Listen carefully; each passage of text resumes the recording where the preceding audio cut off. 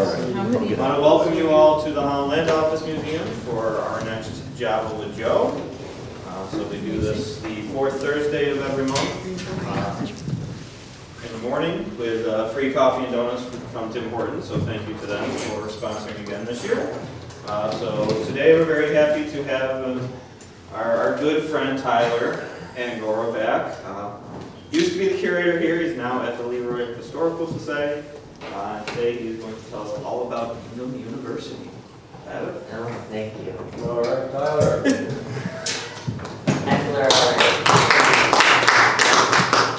So yes, as Ryan said, I did used to work here as curator. I'm now at the LeRoy Historical Society, which encompasses both the Jello Gallery, which is in the back, and also the historic LeRoy House, which is right on East Main Street at 23. So we encompass both those structures.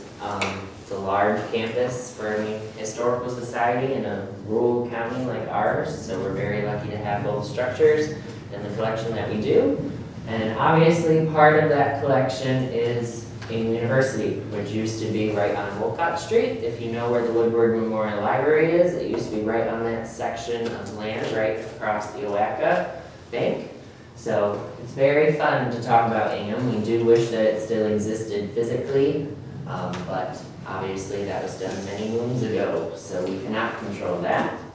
But we'll start with our two founders first. So originally Ingham University was founded by Emily Ingham Staunton and Marietta Ingham. They are sisters, but sometimes they're mother and daughter, depending on which years you're talking about. So Marietta was born in 1797 in Saybrook, Connecticut, to Asma and Mary Ingham. So there is about a 14-year age gap between Emily and Marietta. Emily was born in 1811, but when Emily was born, she was buried with a twin, her twins Julia, but when they were born, their mother was not in good health. They thought she was going to pass away, so they split up the two twins. Emily went with Marietta, and Julia went with her sister Elizabeth, who was married and already had children. Marietta was not married because she was 14, but her mother lived on and went on to have 4 more children during that period. So they created a different relationship, and when their mother got back in good health, Marietta did not give Emily back. She kept her and raised her to her own liking. So Marietta was raised with no formal education during the period that Marietta was born. There was no real thought of educating young women quite yet. There were talks about it, but there was no action for it. So when Emily was born and Marietta took over the care of Emily, Marietta thought it appropriate to educate Emily appropriately. So they moved up to Massachusetts area. Marietta opened a millinery shop along with a friend, and she helped run the shop. But Emily attended both the Pittsfield Female Seminary and the Ipswich Seminary, which were some of the first seminaries built in America. They were right in Massachusetts, and that is where she was formally educated with her knowledge, which led us to where we were many years later with the creation of Ingham. But they did not stay on the East Coast and in Massachusetts. So around the age of 18, Emily created an idea of wanting to do more missionary work. They were heavily involved with the church. So her and Marietta created an idea to travel to Illinois. Why you would want to travel to Illinois during that period when it was not very well settled quite yet, I don't know, but that was their plan. So they ended up coming to New York and traveling on the Erie Canal, and they actually got off in where I live in Brockport. So they got off in Brockport and they ended up traveling down to Attica to meet a Reverend Dr. Shaw, who was a Presbyterian minister in Rochester who was living in Attica at the time.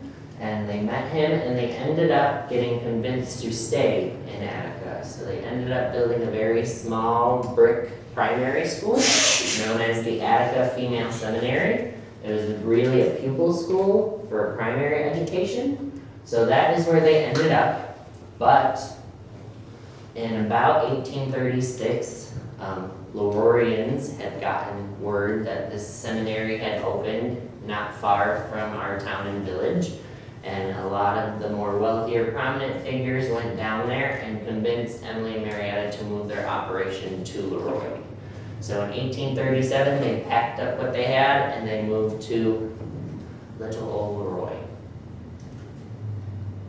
So we don't start out as Ingham, we actually start out as the LeRoy Female Seminary. So in 1876, for the centennial, every county was given a new atlas to be published. So when you see ours in 1876, it does say Female Seminary in 1835, which isn't wrong necessarily because it did start in Attica in 1835, but it wasn't a seminary quite yet.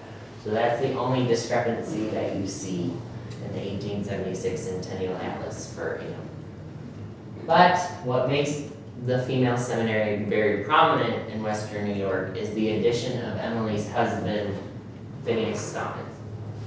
So Phineas was an artist. He was born in Wyoming, New York, not far from LeRoy. He was born to Major General Phineas Staunton and Polly Staunton.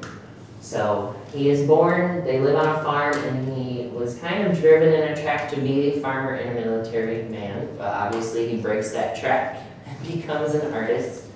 So about at the age of 18, 19, Phineas leaves and ends up going to Philadelphia to go to the Pennsylvania Fine Art Academy, and he starts to train properly in the arts, and then he starts traveling all over, going to Savannah, Georgia, and New Orleans, but then he ultimately comes back to Wyoming in about 1844 or 45 and meets Emily. So they court together, but then they ultimately get married in June of 1847. And then they go on to go on about an 8-month honeymoon to Europe, and they travel all around. And Phineas is painting all these masters from the Louvre and wherever they're traveling, and Emily's doing research about schooling across the ocean, which then they come back in 1848, and they live in the Staunton Cottage, which was built on their time away, which was built right on the middle of campus. And he comes back and starts teaching as the arts professor and also the language professor. And Emily brings back her knowledge to grow Ingham, which then brings us to our next part of Ingham's history. So in 1852, Ingham is now given a charter to be a collegiate institute. So through the state and through the help of Reverend Samuel Hanson Cox, they are given a charter to be a collegiate institute. And this is also when they start to join hands with the Synod of the Genesee. So the Presbyterian Synod is now involved with Ingham. They kind of take over the financials and the running of the school somewhat. And they offer to give an endowment to the school of $23,000, which gets somewhat met, but not fully. So it's a rocky relationship from the start, but it helps them gain this charter having the backing of the church, because during this period, schooling for women is still not highly thought of. You're still during the Victorian period, there is 2 separate spheres created, the masculine sphere and the domestic sphere. The domestic sphere was being a wife and a mother. Your education did not really matter. They still thought education was for men, and women were supposed to educate themselves at home. So having the backing of the Synod, even though it was still a rocky start, it was a big step for having acceptance to America, to have their backing. So very good in one sense and not good in another. But ultimately, with the help of Reverend Cox, they get their official university charter in April of 1857, which then becomes Ingham University fully. So there is some discrepancies. Whoever you ask, if you attended Elmira College, I apologize. So Ingham University is stated in 1876 for the centennial in Philadelphia as the first chartered women's university in the country. And now if you ask somebody who went to Elmira, they will fight you on it. because they are chartered before us, but they were not open when we got our charter yet. So we were open before and we had girls coming in and they were not open when they got their charter. So we are technically the first because we were handing out degrees before they were. So sorry to whoever graduated from North. There's a hill I will die on. So that is Ingham. That is in its full capacity. This photo was taken in about 1902. This is when it's closed, but it is the full campus. So you get to see how large it really was. There was many structures. There is one hidden. It is right here. This is the Staunton Cottage. It's hidden behind the trees. So it's a pretty large campus with a lot of buildings, and we'll get back to that in a minute. But the cost of Ingham. So Ingham was somewhat on the cheaper end of things, and they hardly ever raised or changed their prices throughout their times of being open. So the Synod never really raised prices that much, and they never really changed. So for about a 15-week session or semester, so you would typically start in August, you would go for 15 weeks, then you would start your winter session, and then your spring session, and they were all 15 weeks long. There was never a break between fall and winter, but there was between spring and fall. And it was not a lengthy break. So when you committed to Ingham, you committed to Ingham. You were on their track. So for about a full year of Ingham, it was about $350. And that included some specialty courses that you could take, laundering your clothes, and also any expenses that you incurred during your time at Ingham.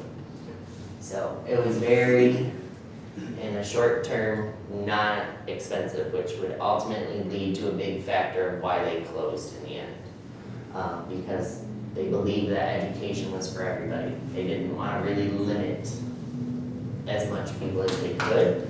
Granted, Ingham was for the middle to upper class ladies, but having it be at such a lower cost of comparative to some other seminaries at the time, which were charging around $450 to $600 for that full year, Ingham tried to make it more accessible to everybody. But whenever we talk about Ingham to our visitors who don't know about Ingham, they always reference it as a finishing school, and we have to fight them on it because it is not a finishing school. So during the 19th century and very before, there were schools for girls, but they weren't educational schools. They were more so etiquette and social manneral schools. So you would attend, you learn etiquette about being a wife, a mother, a socialite, and all of those things. So you were finishing kind of your social standing work. You would learn all of those things. That is not what Ingham was. Ingham was definitely an educational institution. These girls were taking classes in math, science, botany. They were taking astrology sometimes, astronomy, literature, and you can see some of those right here. And they were broken up into different categories, so based on your year, you were put into a different name. And depending on if you stayed, you would advance in your courses. So in the 1876 historic sketch of Ingham, we are referenced as being compared to many other male institutions of the time with our education status. So it was very cool to dive deep and to see what these girls were really learning. And luckily for us, a lot of the alum had kept their books from Ingham, and they have been donated to us throughout the years. So we get to see some of their annotations, or we get to really see what they were reading. So it's very interesting. So these are Lemuel Wiles' classes. So to backtrack a little, granted their education was great and they were learning all of these very advanced topics for women of that time. The biggest thing that made Ingham what it was their arts program. So in 1876, what is known as the Arts College was officially opened on Ingham's campus. And the person that led that opening was Mr. Lemuel Wiles, who is pictured right up there, and standing with his arms crossed in the corner. So Lemuel Wiles was born in Perry, and he went on to be a Hudson River School painter. He was quite a large name. So he went on to go to New York City and paint for a living. But in about 1873, Emily Ingham purchases a very large painting by Lemuel Wiles and sees potential in his attributes that could be brought to Ingham. So we always like to say that she had an ulterior motive when she bought his paintings. So in 1873, she buys the Veil of Elms in Buffalo, New York, when it's on display and for sale for the first time after it's been painted and finished. And then in 1875, Lemuel Wiles signs a contract to become the Director of Fine Arts at Ingham University. So he comes to Ingham University, and Ingham University explodes. There is a huge intake of students who are coming to Ingham specifically to be his student, and so much so that they even allow a certain number of men into the Arts College to attend his classes. So you'll see a few men in this second photo, but I want you to pay attention to this one right here. That is Lemuel's son, Irving Wiles. He became a very famous portraiture painter in the very early 1900s. He was often referenced as the second John Singer Sargent. And he went on to paint Theodore Roosevelt, George Hearns, who was an attorney general. And he also painted one of our favorites, Edith Woodward, who is the wife of Ernest Woodward, who is the heir to Jello. And we are very lucky enough to have her portrait by Irving Wiles. So, very connected in all different aspects. So, some of the men that are very famous locally to us are in that photo. We just don't know exactly who they are besides Irving, who is very spiffy with his sunglasses on, trying to avoid the camera, we like to say. Because there aren't very many photos of him that exist in his early years, more so in his later years. So that's really one of the earliest photos that is known to be Irving. So it's very cool. And then this is also a very famous Ingham photo. This is in the LeRoy history book that was written by Lynn Beluccio. This is the class of 1883. So very fun, and what we really love about the class photos is that you get to see all the different variations of the girls that were attending, the clothing they're wearing. You get to really see what life was like on Ingham's campus. But there is a diary. We have a few diaries from some Ingham students, and oftentimes they write about how strict their schedule was. They were never really allowed to walk through town. They could walk the campus, but it was a very special occasion that you could walk through the town of LeRoy because they did not want them to interact with the boys of the village, and they also did not want them to spend their money. So oftentimes they were not allowed to walk the village. So these girls really spent a lot of their time together. They were in classes, they did all of their plays together, and they spent a lot of their free time with one another. So it was very tight-knit group. And a lot of the girls that we have found that graduated together were friends till they died. So it's very nice to go through and see letters between graduates that stayed friends throughout the years. But Tyler, what was the unknown 83? great question. We have no idea. Okay. You were trying to avoid that. Oh, yes. No. So the unknown 83, we have really no idea what it means. There's no reference to it anywhere. It's not referenced in Lynn's book either. So we really have no idea. Does it look like a prop, or do you think it was established at that location? So we think it was established at that location because it is stone, it looks like.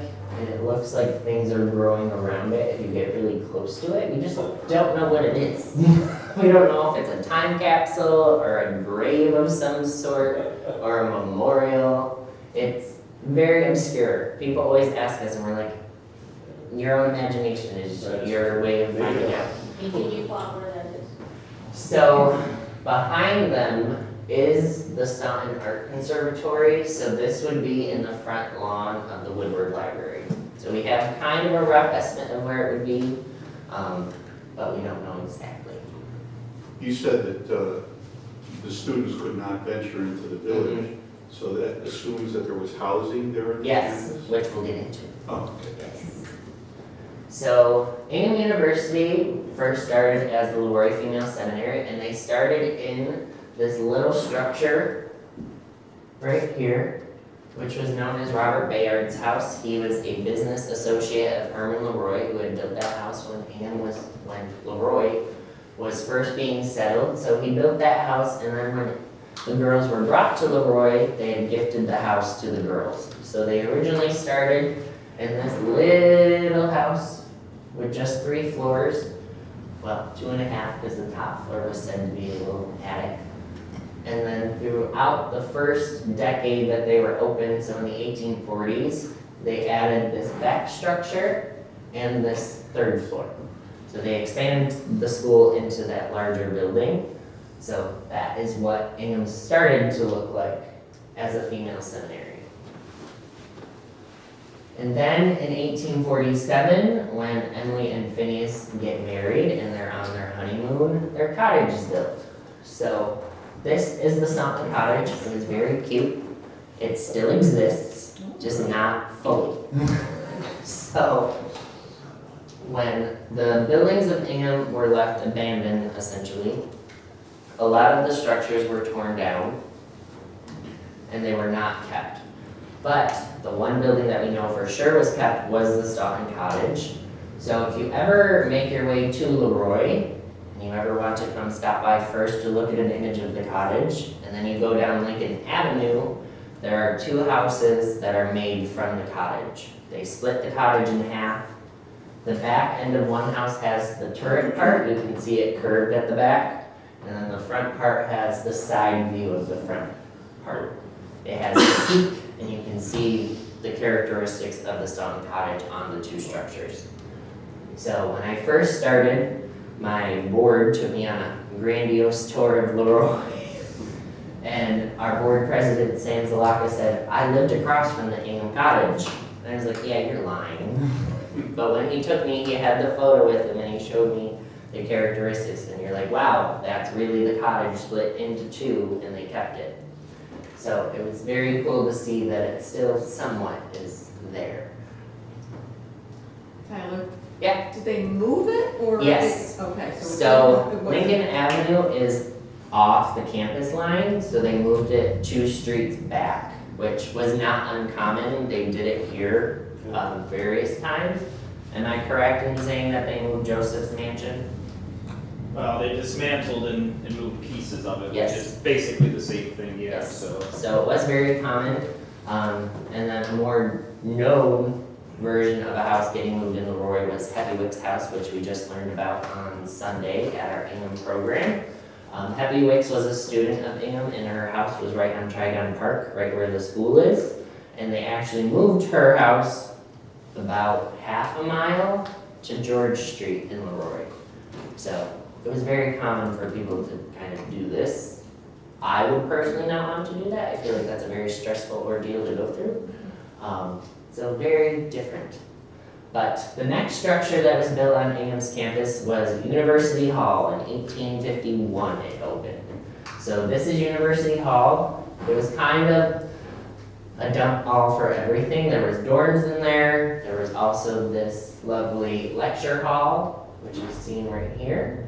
And if you look very closely, there is a piano right there. It is an 1868 Steinway piano that we are lucky enough to have in the house.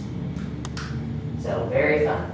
So University Hall was kind of catch-all for everything, for classes, dorms, and lectures. So it was very cool. It was also, if you look back at the first photo, there's a thruway built right here to connect the 2. So it was a very large building once University Hall was built. And this thruway, the bottom floor, was their dining hall. So very fun. And then there was 3 more structures built on Ingham's campus. So in 1870, the Staunton Art Conservatory was built in memory of Phineas Staunton. So Phineas unexpectedly dies in 1867 on an expedition to Ecuador. He dies of yellow fever. He's only there for about a week, and it actually takes a few weeks for the news to get back to Emily. So she does not know for quite some time. And during that same year, a few months before September 5th, when Phineas dies, her sister Marietta also dies. So 1867 is not the year for Emily Ingham Staunton. So in 1869, she commissions the Staunton Art Conservatory to be built by the Patterson Manufacturing Company out of Warsaw, and it is completed and dedicated in 1870. And we'll get into more of what that was in a minute.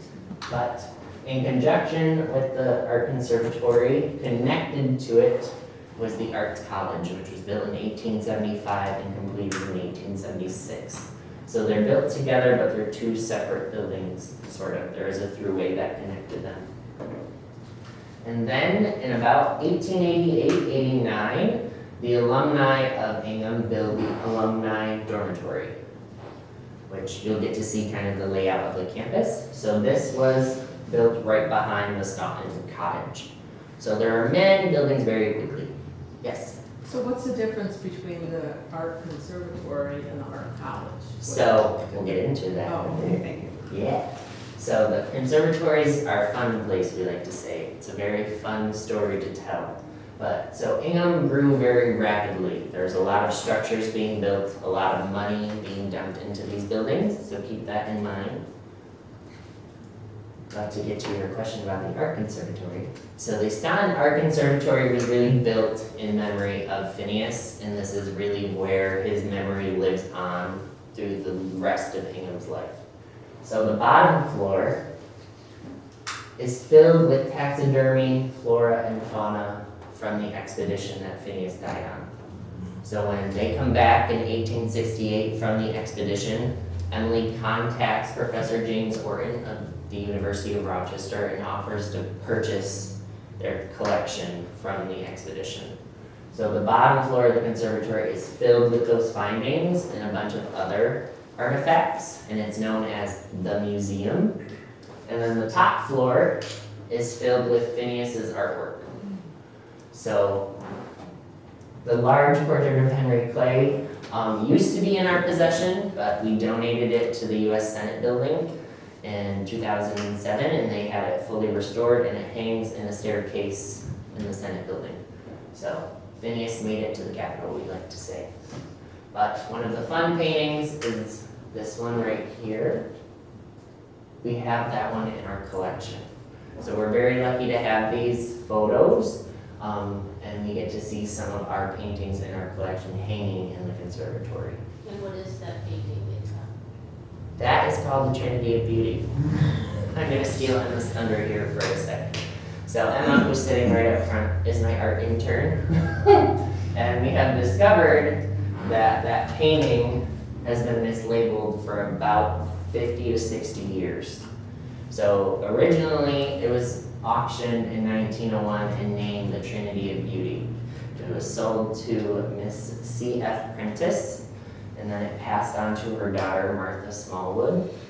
And they displayed it in 1835 at the Ingham Centennial at the Woodward Library, and it was mislabeled as a group composition. And then it passed on to Ruth Keeney, a very prominent historian in LeRoy, who then donated it to us as a group composition or the Wise and Foolish Virgins. But luckily, as Emma's art historian and I am not, she automatically knew that was not the name of the painting. It did not represent the Wise and Foolish Virgins. So through her research, she's been able to figure out that it's actually labeled the Trinity of Beauty. So we have repatriated its name back to it and given it its history properly. So very fun. But Why did Phineas go to Ecuador with, like... so the Ecuador expedition was held by the Smithsonian in Williams College. James Orton got them to sponsor it, and he went to go draw their findings according to the letters that we have been sent from the Smithsonian in Williams College. So he was excited from what we gathered to know the news that this expedition was happening, and he wanted to attend to draw their findings and draw some of the life that was in Ecuador. Plants, animals, things Yeah. like that? Okay. So he was only there for a week, so there's no drawings that exist, because he sadly contracted yellow fever pretty quickly. So nothing exists from Phineas from that period, but luckily, in 1898, when Ingham became Yale's property, they came in and took out the bottom floor of the conservatory, and they still have all of the taxidermy in their collection that I just found out yesterday. So there's about 100 pieces in Yale's collection that was once in the conservatory. So very interesting, but we'll get back to the Yale part in a minute. But the most fun painting in our collection that belonged to Phineas is known as the Ascension. So this is known as Phineas's masterpiece and also believed to be the last piece he was working on before he left to go on the expedition. So as you can see, it hung in the conservatory, and if you look very closely, we have the portrait of Marietta Ingham also. So they were together. But the Ascension is not in great shape because it was never finished, so it was never varnished. So throughout the years, it just has not, it has held up well, but not to the greatest of standards because it was never finished. So this year, we had a conservator come out and look at it, and she said it literally looks like a slope because there's so much paint at the top, and then there's less paint at the bottom because he was not done with it quite yet. So we are hoping to get it conserved this year and put back in the frame and put it in the house so everybody can enjoy it very much. But what we have also found out about Phineas is that he's painting all of these lovely paintings and kind of these representations from many moons before him, and he's altering them to fit his own aesthetic. So if you ever look up the Ascension, you would see Jesus standing up on a cloud, where his representation is not that. So he's kind of altering things to make them his own. So it's very interesting to see Phineas's art style change and alter throughout the years of his career. Tyler, Yeah, you said that was Marietta? yes. So Marietta is right here. She hangs in the back parlor of the LeRoy house now, but I thought it was married to Ellen. he is. But Emily's portrait was in her cottage. So I'm gonna assume that when Marietta and Phineas died in the same year, she moved the portrait in there to commemorate them both together. So it's always fun to look and pinpoint at things that we have in the photos. So as you can see, so 1866, Ingham consists of 3 structures. The first structure, University Hall and the cottage. The thruway was not built yet. And then in 1876, you have the first structure, University Hall. This is the art, this is the Staunton Cottage. It's just mislabeled because this is the Conservatory and Arts College. So there is some discrepancies in the atlases of Ingham's property. Yep, Wasn't 1876 here the centennial? it was. So in 1876, atlases were published for all the counties in New York State to commemorate the development of the state. That is why we can see the growth of Ingham across. Is that the reservoir there That is the Oak Creek. so they moved it to the other side of the creek? then? Nope. So Trigon Park, Oak Creek, Oak Creek. So it has always stayed in the same spot. It's just zoomed in a little. And obviously within a 10 years difference, things have changed around the campus Oh, with okay, I see. Wait. Sorry. new owners and different property lines. No, you're fine. And that is currently the site of the library? Yes, so so Trigon Park is still there. There's a driveway, I guess you could call it, or a road. And then the school is right here, which was built in 1911 to be the new public school. And then the library is right here. And then another part of the school is there, and then Stanley Place is right there also. Our board president, Sam, lives on Stanley Place, and his wife, Elaine, went back in their deed, and it does state Yale property. So they like to say that they're from Yale. So the demise of Ingham So after 1876, they're only open until 1892. So things don't go very well. So the late 1870s, early 1880s, we like to call the golden age of Ingham. That's when attendance is skyrocketing, people are coming to Ingham. That's when Ingham is at its sweet spot. But in 1883, the Synod pulls out of Ingham. They do not want to be involved anymore. They have not kept any of their promises, and Emily is given back the campus and all of the ownership of Ingham, which I bet you can imagine for a woman in her 70s, that's a lot. So Emily ends up relinquishing her rights to a board of trustees. She's no longer involved. She does not have anywhere to live anymore because her house is on the property. And you want to know who was all on the board? Men. There was no more women in charge of Ingham. So a woman wrote a thesis at the University of Rochester in 1943 and listed the 3 issues that were the demise of Ingham. One was rapid development, which you saw with all of the campus being built within 50 years, which is a lot of development to happen. Financial struggles, because the Synod wasn't filling their endowments and tuition was not being raised, and it was just not financially stable to have that. And then the third one is that men were involved.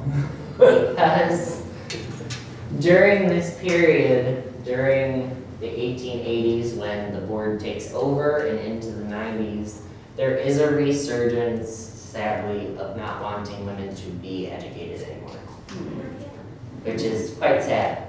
So that is kind of what happens, and then in 1889, Emily passes away in Oil City, Pennsylvania, but she's no longer involved with Ingham. But in 1890, they do commemorate her in their alumni pamphlet, and there's a lovely write-up about her and all of those things. So between those 3 factors, we believe she really got it down. Those 3 factors are why Ingham closed. But the one thing that we always like to say is that if the Woodwards had come just a few years earlier, we do think that Ingham would have survived, because Cora Woodward and also Edith were big into education. So we believe if they were there a few years earlier, Ingham would have been saved and kept. But now we get into my fun part, which I get to talk badly about a person because I'm so happy about this story. So as you can tell, it's no longer Ingham University. So in 1892, when Ingham closes, it's due to one man and one man only. His name is William Lamson. He was the bank that the mortgage of Ingham was held through, and he would not forgive the mortgage. And he was on the board of trustees. He would not forgive their mortgage, so he ultimately lets it go bankrupt. And the little Scrooge purchases the campus in 1893 for himself for $25,000. He holds on to the campus, does nothing with it, and leaves it to Yale when he dies in 1897. So in 1897, William Lamson leaves Ingham's property and all of its contents, which you saw in the photos, with paintings that belong to the Inghams, Staunton, the taxidermy, and all of the other things that were in the buildings. He leaves it all to Yale. So in 1898, Yale comes in and takes what they want out of the buildings, and then they ultimately have an auction in 1901 where they auction off everything else. So in 1901, the rest of the Staunton paintings are auctioned off, the rest of the structures are auctioned off, and they get to keep all that. But luckily for them, the lovely Ingham alum came and underbid on everything. So they did not make as much money as they thought they were going to make. Because,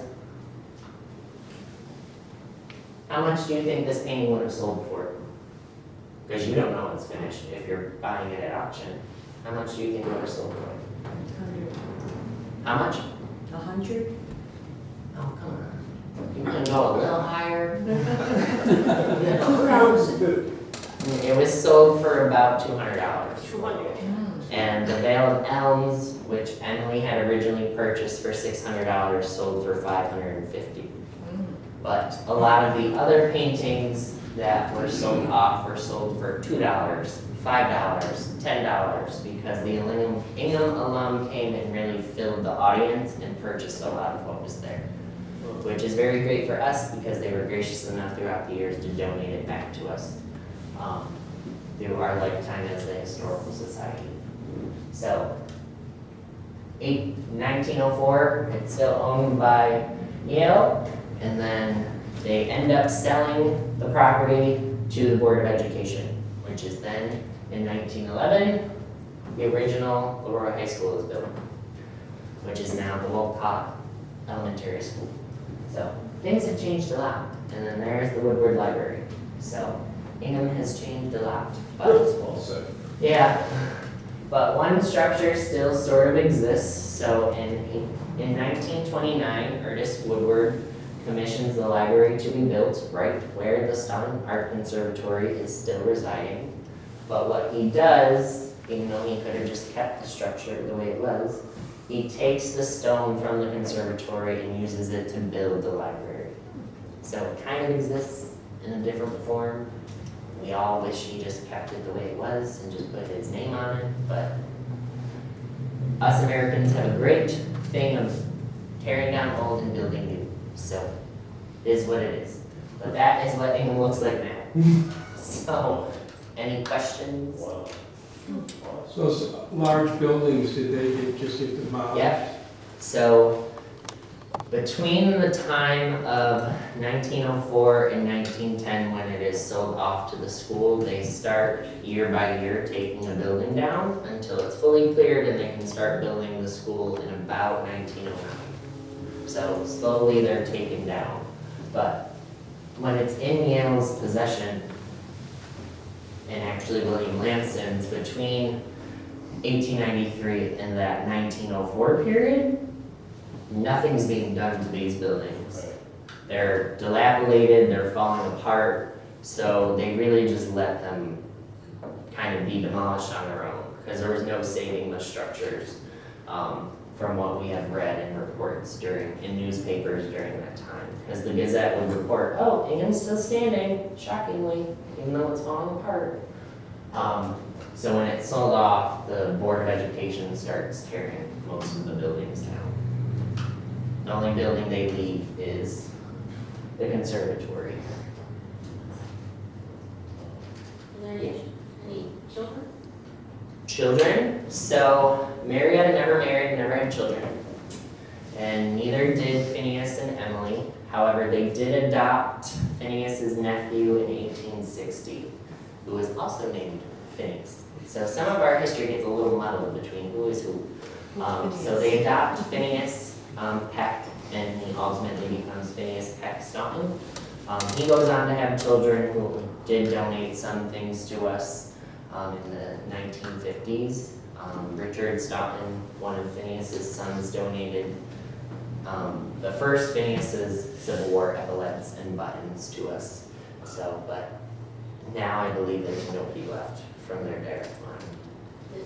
Is there any lineage known of Emily's twin or the Yes. siblings? So there are some, but sadly not many of them have had the chance to get any of the items.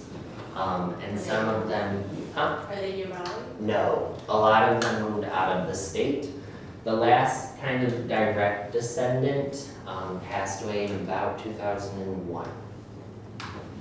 But luckily for us, the first slide that you saw,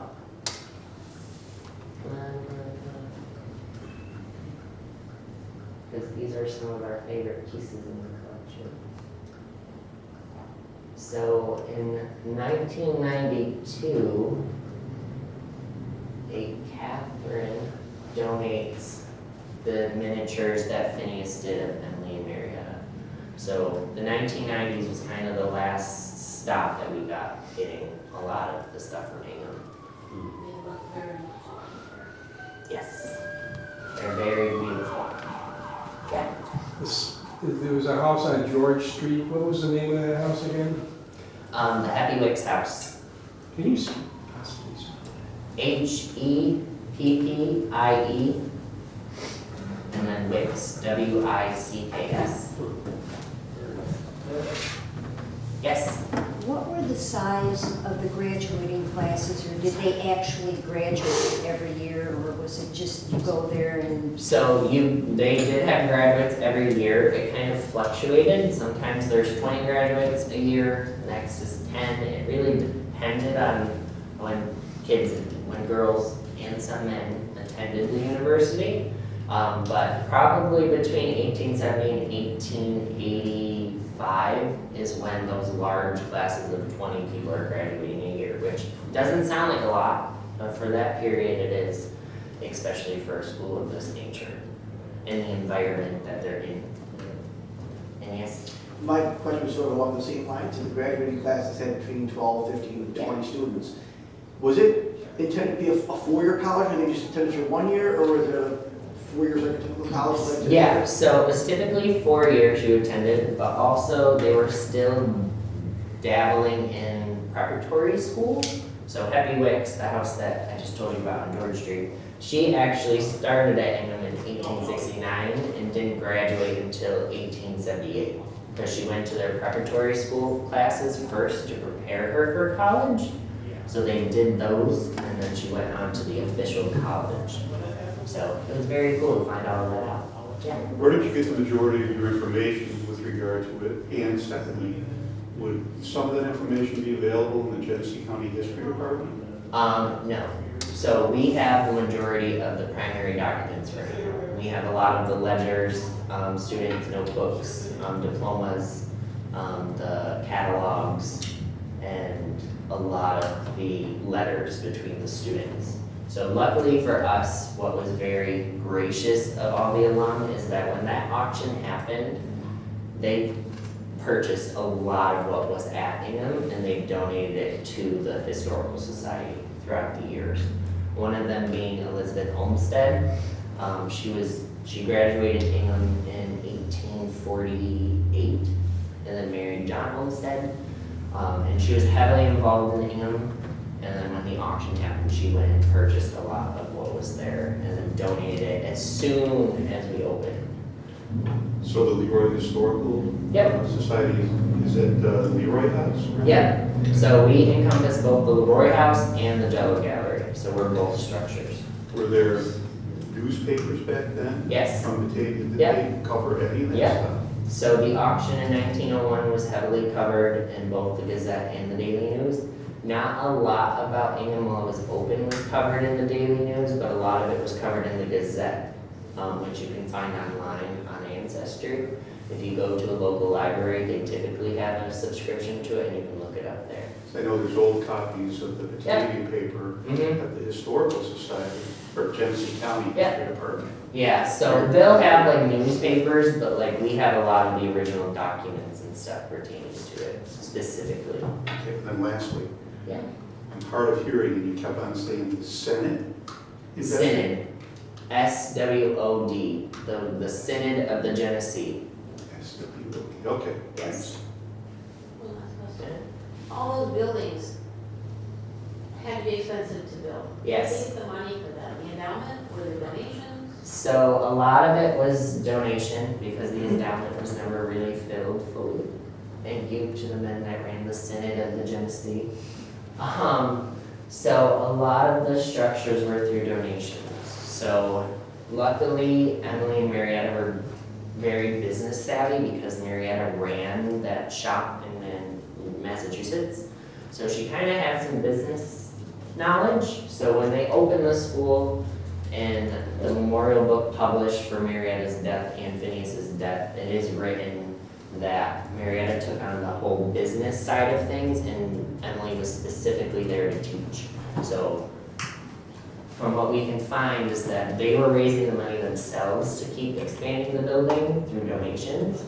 And then the alumni dormitory, which was built right here, was fully funded through the alumni.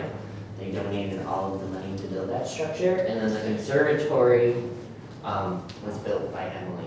And it's unknown if that was done by donations or if she gave most of her own money and depleted her own wealth to do that. It's not specifically known. Yeah. Those, like you said, those buildings look very substantial and Mhm. stone and real. Do you have any idea like what something like that would have cost back in the day? Like you said, Yeah. the tuition was only $350, Yeah. right, for the, So the conservatory costed $15,000 to build, wow. and the alumni dormitory costed about $6,000 to $10,000 from what we get from our files at the museum. So this was not, and that's in their money. Imagine how much that is today. Right, So I was we- taking that tuition, Mhm. like what's the cost of a building? Yeah, and so then- the conservatory in today's money, we looked this up last week, it was about $360,000 to build in today's money. That's not very much for that building. Yeah, Nice house in Brooklyn. yeah. But for then, it was a lot of money. So that is one of the big reasons that Rose Engelman, the thesis in 1943, wrote. It was just too much at once to expand with all of that money being put into infrastructure Not having- and not stabilizing the finances of the school, so. And I would like to point out, for her thesis in 1943, the poor woman only had a scrapbook and the catalogs from the alum to build her thesis on, and she did a really good job. And another thesis was written in 1990 by Richard Wing for his PhD, and he had a huge portion of our archive to use, and he did very well, but I still think Rose did a good job, even though she only had a few things to go off of, so it was very cool to see the change. Yeah. Do you know if they offered, even the low tuition might have been impossible for, did they offer scholarships additionally? So they tried, that was part of the endowment agreement, is that it was supposed to be there to help fund some of the students coming and fund the structures, and the synod fell through. Yes. Was there any relationship between the college and the university and the school or seminary across from LeRoy Country Club during those years? So there was, one of the woman who opened it was a student at Ingham, so there was a connection, Okay. yes. But during this period when Ingham is open, when it starts, there's kind of an uptick of seminaries being built. There's one in Troy, by Emma Willard, that is still open today. It's a high school for girls. It's a very successful school. It's still open. They were very gracious to help untie some knots and connections. Also, the Genesee and Ontario seminaries up near the Ontario Lake were open during that period. So when they opened Ingham, it's not uncommon to see these seminaries pop up. But after the Civil War, there's kind of another tick for women not to go to school. There's a big fluctuation throughout the 19th century of what women should do, what women shouldn't do. And it's a glorious thing to follow. So, I mean, a seminary these days, I would say, trains clergy. Mhm. Maybe back then, it was a school Yes. run by a church organization. So a lot of times it was just run by women. A lot of times the seminaries were opened by women. Sometimes they had church involvement, but sometimes not. Okay, thank you. Yeah. Yeah. If you said I missed it, what was the association, the board member banker that later gave the property to Yale? What was his association with Yale? So he graduated from Yale and then left his whole life to Yale, basically. So I would never do that to SUNY Brockport. Love SUNY Brockport, but I'm not leaving my whole life to Yale. But William Lamson was just not a nice person. His obituary was very funny to read. He's not very highly thought of when he died. Maybe face who Mr. Potter was named after. Yeah, probably. So he was just not, he was, in a broader picture, he was a very wealthy businessman, but when you zoom in on things, you're like, oh, He's scamming basically a lot of what's going on. You had family probably that he maybe didn't. He did. I don't think they really associated with him very much because he was not that nice of a person, from what we've read. So, and I don't think I think his family did write his obit, so, if that tells you anything. Yes. Was it like Mr. Potter, Just a Wonderful Life? Yeah. So he leaves everything to Yale, and Yale just sucks everything out of it, basically, by auctioning everything off and then selling it to the Board of Education. You may not know, but in the ground floor of the conservatory, there appear to be antlers for something. Yes. What is that? So, Any idea? great question. So we don't know where they're from. We do get questions about them all the time.